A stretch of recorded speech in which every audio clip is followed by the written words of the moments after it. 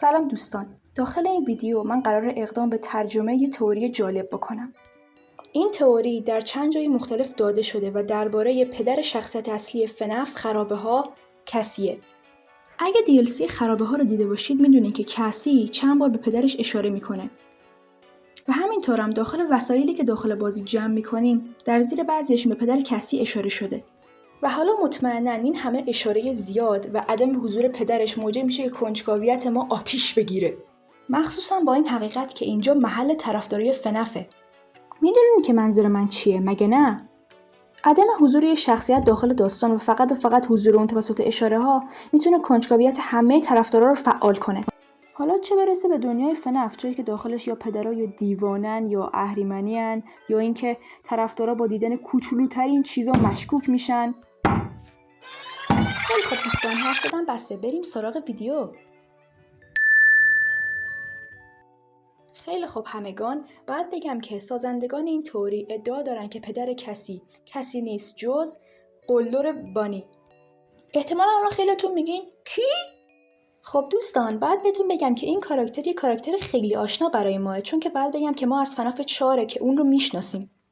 اون همون کسیه که ماسک بانی رو پوشیده و داخل مرگ بچه گریان نقش داشته با اون شوخی مسخره. خب دوستان، الان فهمیدین که کی رو دارم میگم، درسته؟ اونم مثل بقیه افرادی که ماسک 4 شخصیت اصلی رو پوشیده بوده زیاد مورد توجه قرار نگرفته. تنها کسی که داخل اون گروه واقعا مورد توجه قرار گرفته اونیه که ماسک فاکسی رو میزنه، چون که خیلی‌ها تئوری میدن که اون مایکله و از طرفی داخل بازی هم ما چند بار دیدیمش که بچه گریان رو میترسونده.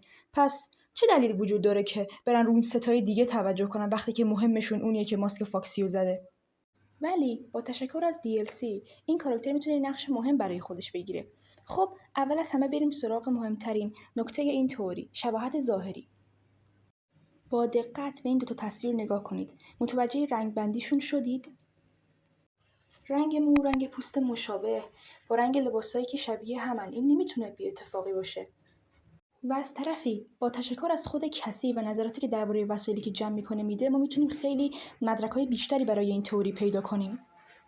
مثلا مدرک‌هایی مثل ماسک بانی و ماسک فاکسی و یا ظرف غذاهای دیجیتالی که داخل بازی وجود دارن. و البته دوستان، باید بهتون بگم که خود این وسایل دریافتی به تنهایی کمک کننده نیستن و چیزی که در اینجا خیلی واقعا به ما کمک میکنه حرفایی هستن که کسی درباره‌شون میزنه. مثلا کسی درباره ایار ماسک بانی گفته که What happened to you؟ به معنی اینه که چه اتفاقی برات افتاد؟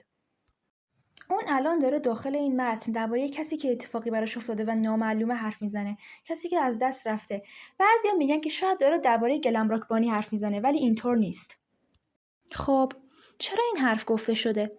گفته شدن این حرف به خاطر وسایل دیگه‌ای که داخل بازی جمع میشن، مثل یک عروسک دیجیتالی کوچولو از خود گلمراک بانی که زیرش نوشته شده Dad wouldn't tell me why they replaced Bunny.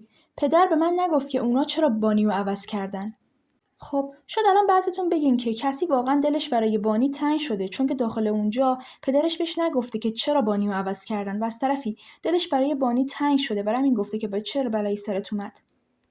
خب الان باید بهتون بگم که در اینجا سر کله یه عروسک دیگه پیدا میشه که با کمک متنش کلا نظر ما رو درباره اون دوتای دیگه تغییر میده و این عروسک کسی نیست جز خود مانتگامری گیتور، کسی که حتی از قبل از منتشر شدن خود DLC بهش مشکوک بودیم و الان با تشکر این DLC و حدسایی که میزنیم به نظر میاد که افرادی از واقعیت بانی خبر داشتن، مثل خود کسی.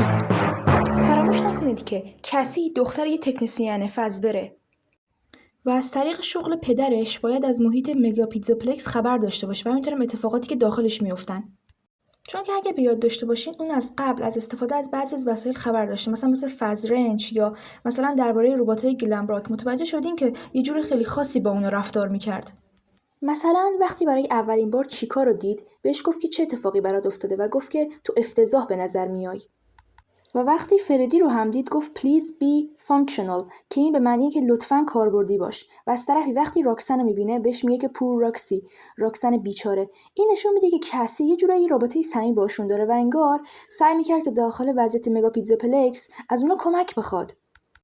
پس اون باید حتما از یه چیزایی خبر داشته باشه وقتی اینقدر به این ربات‌ها نزدیکه و اون عروسک هم اینو ثابت میکنه. اون عروسک ARی که از مانتی وجود داره زیرش نوشته شده که It's hard to look at، یعنی که نگاه کردن بهش سخته. خب چرا در اینجا کسی باید بگه که نگاه کردن بهش سخته؟ خب همه وسایلی که اونجا جمع شدن AR و دیجیتالی هن. چه انتظاری داری؟ نگاه کردن به همشون سخته. پس شاید این حرف کسی به این معنیه که نمیتونه به اون عروسک نگاه کنه چون که اون عروسک اونو قشنگ به یاد مانتی میندازه، کاری که مانتی انجام داده. احتمال خیلی زیاد کسی خبر داره که مانتی بانی رو کشته، ولی دلیل این که داخل اونجا میپرسه که پدر به من نگفت که چرا جای با بانی عوض کردن به این دلیل بود که دقیقاً خودش داخل سوال گفت که چرا جاشو عوض کردن. اون نپرسید که چه بلایی سر بانی اومده، پرسید که چرا جاشو عوض کردن. باید بهتون بگم دوستان که داخل بازی FNAF شکست امنیتی یه پیام وجود داشت که درباره مانتی چیزایی میگفت. اون پیام میگفت که یه نفر موفق شده که اون ظرف توپا رو کاملا پر کنه و اون ظرف هم ظاهرا افتاده روی مانتی و جفت پاهاش شکسته، ولی پای مانتی رو اصلاح کردن چون که داخل بازی اون کاملا صحیح و سالم بود و افتاده بود دنبال گرگوری. پس اگه اونا میتونن مانتگامری رو با پاهای شکسته درست کنن و دوباره بیارنش داخل صحنه، پس چرا بانی رو درست نمیکنن؟ باید بگم که داخل بازی FNAF خرابه ها یه راه وجود داره که ما با جنازه بانی روبرو بشیم. اون جنازه اونقدرام خراب نبود، فقط یه سری تر خراش روی سرش بود، همین. خیلی خوب باشه، راستشو بهتون میگم بیشتر از یه تر خراش روی بدنش بود، ولی به عنوان یه ربات گلمراک همچین آسیبی برای کار نکردن ربات واقعا کمه. مطمئن هستم که میدونید من چی میگم. داخل بازی FNAF خرابه ها 4 ربات اصلی داغون و فاجعه بودن، ولی با وجود همون وضع وحشتناک هم بازم کار میکردن. راکسن کاملا پوشش بدنیش کنده شده بود و چشمم نداشت. تازه چند تا از انگشتاش هم از دست داده بود و از طرفی چیکا هم که کاملا با تاشخال پر شده بود و مانتی که دیگه داغونه، چیزی ازش نمونده، داره با دست راه میره. و فردی هم که اصلا سر نداره، داره بدون سر میچرخه داخل اون فضای بزرگ. پس با وجود این همه آسیب ربات دیگه گلمراک کار میکنن هنوزم، ولی بانی آسیبش در حدی زیاد نیست که جلوی کار کردنشو بگیره. پس چرا تعمیرش نکردن و جاش مانتی آوردن؟ خب اینو ما نمیدونیم، شاید داخل بازی بعدی افشا شد. خب چیزی که برای الان مهمه اینه که ما مطمئن شدیم که کسی از اتفاقی که برای مانتی افتاده خبر داره، مانتی و بانی، و چیزی که در واقع واقعا براش سواله اینه که چرا بانی رو کنار گذاشتن و در واقع خبر داشته که چه اتفاقی واقعا برای بانی افتاده. پس الان یه سوال دیگه پیش میاد، اگه اون میدونسته که چه اتفاقی برای بانی افتاده، پس چرا زیر اون ماسک این سوالو پرسیده؟ خب دوستان، به شدت و با دقت به شکل اون ماسک دقت کنید. این ماسک ظاهری کاملا شبیه به بانی اصلی داره، نه گلمراک بانی کلاسیک، و از طرفی یه ماسک قدیمی داغونه. پس نمیتونه با این اوصاف مربوط به گلمراک بانی باشه. پس از اونجایی که این ماسک اشاره به گلمراک بانی نمیکنه، پس اشاره باید به فرد دیگه ای کنه. اینجوریه که ما برمیگردیم پیش قلدر بانی. احتمال خیلی زیاد پدر کسی به خود کسی گفته که وقتی جوان بوده علاقه شدیدی به کاراکتر بانی داشته و یه ماسک خرگوش مانند شبیه بانی میپوشیده و احتمالا شاید اون ماسک هم نشون بهش داده. سر همین کسی وقتی که ماسکو دیده گفته که چه بلایی سرت اومد.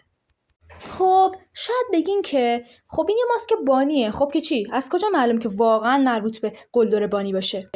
خب در اینجا اون یکی ماسک به ما کمک میکنه، ماسک فاکسی. باید بگم که به غیر از ماسک بانی ماسک فاکسی هم وجود داره، ولی نکته مهمی که وجود داره اینه که ماسک 2 شخصیت دیگه یعنی فردی و چیکا وجود ندارن داخل بازی. اتفاقیه؟ نه خیر. ما میدونیم که بین اون افرادی که 4 تا ماسک شخصیت اصلی پوشیده بودن فقط فاکسی و بانی مهم بودن. فاکسی که مایکل بود و قاتل بچه گریان، و بانی هم که پدر کسی بود، و اون 2 تای دیگه کاملا بی اهمیت هستن، برای همین ماسکشون وجود نداره. راستی دوستان، من خودم متوجه یه شباهت دیگه بین کسی و قلدر بانی شدم. اونا جفتشون تنها کسایی هستن که ماسک خرگوش میپوشن، فقط ماسک خرگوش شامل سرشون میشه، نه تمام بدنشون. دوستان با دقت نگاه کنید. بقیه کاراکترهای خرگوشی دیگه FNAF کل بدنشون لباس خرگوشیه. مثلا ونی کل بدنش لباس خرگوشی پارچه‌ایه، یا ویلیام کل بدنش لباس کشنده انیماترونیک خرگوشیه، ولی کسی و پدرش فقط شامل صورتشون میشه. و کاراکترهای دیگه هم که یه ماسک خرگوشی پوشیدن یا روحن یا اینکه داخل دنیای ویارن یا آنچنانی مهم نیستن.